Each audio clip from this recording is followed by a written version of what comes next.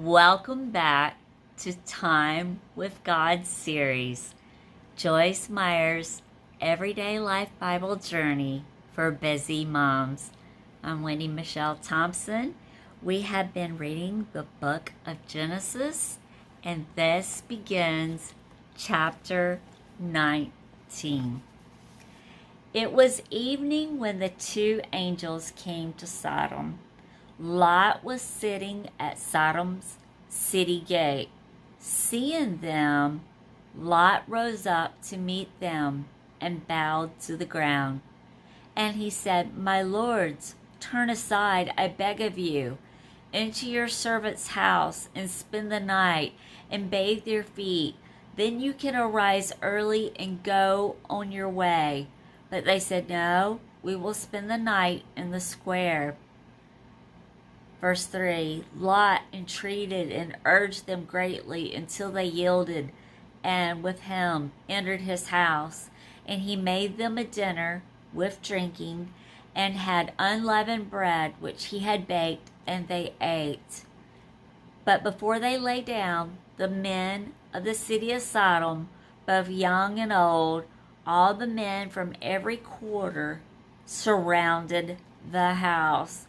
Verse 5, and they called to Lot and said, "Where are the men who came to you tonight? Bring them out to us, that we may know," which means be intimate with them. And Lot went out of the door of the men and shut the door after him, and said, "I beg of you, my brothers, do not behave so wickedly. Look now, I have 2 daughters who are virgins. Let me, I beg of you, bring them out to you, and you can do as you please with them. But only do nothing to these men, for they have come under the protection of my roof." But they said, "Stand back." And they said, "This fellow came in to live here temporarily, and now he presumes to be our judge. Now we will deal worse with you than with them." So they rushed at and pressed violently against Lot, and came close to breaking down the door. Verse 10, but the men, who were angels, reached out and pulled Lot into the house to them, and shut the door after him. And they struck the men who were at the door of the house with blindness, which dazzled them, from the youths to the old men, so that they wearied themselves, groping to find the door. And the 2 men asked, "Lot, have you any others here, sons-in-law, or your sons, or your daughters? Whomever you have in the city, bring them out of this place. For we will spoil and destroy Sodom, for the outcry and shriek against its people has grown great before the Lord, and he has sent us to destroy it."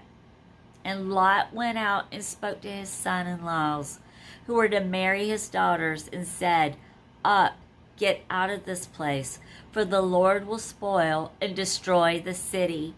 But he seemed to his son-in-laws to be only joking. Verse 15, when morning came, the angels urged Lot to hurry, saying, "Arise, take your wife and 2 daughters who are here, and be off, lest you too be consumed and swept away in the iniquity and punishment of this city." But while he lingered, the men seized him and his wife and his 2 daughters by the hand, for the Lord was merciful to him, and they brought him forth and set him outside the city and left him there. And when they had brought them forth, they said, "Escape for your life. Do not look behind you or stop anywhere in the whole valley. Escape to the mountains of Moab, lest you be consumed." And Lot said to them, "Oh, not that, my lords." Verse 19, behold now, Your servant has found favor in your sight, and you have magnified your kindness and mercy to me in saving my life. But I cannot escape to the mountains, lest the evil overtake me and I die. Verse 20. See now yonder city, it is near enough to flee to, and it is a little one. Oh, let me escape to it. It is not a little one, and my life will be saved. The rain is pouring down again. And the angel said to him, See, I have yielded to your entreaty concerning this thing also. I will not destroy the city of which you have spoken. Make haste and take refuge there, for I cannot do anything until you arrive there. Therefore, the name of the city was called Zoar, meaning little. The sun had risen over the earth when Lot entered Zoar. Then the Lord rained on Sodom and on Gomorrah brimstone and fire from the Lord out of the heavens. Verse 25. He overthrew, destroyed, and ended those cities, and all the valley, and all the inhabitants of the cities, and what grew on the ground. But Lot's wife looked back from behind him, and she became a pillar of salt. She wanted to see what was going on instead of getting the heck out of there, and she was punished. Abraham went up early the next morning to the place where he, only the day before, had stood before the Lord, and he looked toward Sodom and Gomorrah, and toward all the land of the valley, and saw, and behold, the smoke of the country went up like the smoke of a furnace. When God ravaged and destroyed the cities of the plain of Siddim, he earnestly remembered Abraham, imprinted and fixed him indelibly on his mind, and he sent Lot out of the midst of the overthrow, when he overthrew the cities where Lot lived. Verse 30. And Lot went up out of Zoar and dwelt in the mountain, and his 2 daughters with him, for he feared to dwell in Zoar, and he lived in a cave, he and his 2 daughters. The elder said to the younger, Our father is aging, and there is not a man on earth to live with us in the customary way. Come, let us make our father drunk with wine, and we will lie with him, so that we may preserve offspring, our race, through our father. And they made their father drunk with wine that night.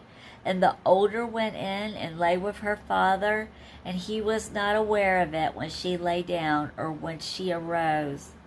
Then the next day the firstborn said to the younger, See, here, I lay last night with my father. Let us make him drunk with wine tonight also, and then you go in and lie with him, so that we may preserve offspring, our race, through our father. Verse 35. And they made their father drunk with wine again that night. And the younger arose and lay with him, and he was not aware of it when she lay down or when she arose. Thus both the daughters of Lot were with child by their father. The older bore a son and named him Moab, of a father. He is the father of the Moabites to this day. The younger also bore a son and named him Ben-ammi, son of my people. He is the father of the Ammonites to this day. And that concludes Genesis chapter 19. Guys, please subscribe. Give me a thumbs up. Engage with me in the comments. Talk to me. Let me know what you're thinking through this Bible series.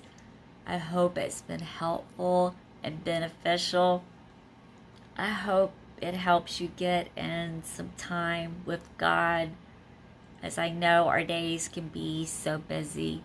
And I hope it also gives you things to meditate upon and to also bring on extra time, that when you do have those quiet moments, even if it's just sitting at a stoplight, to just pray to God.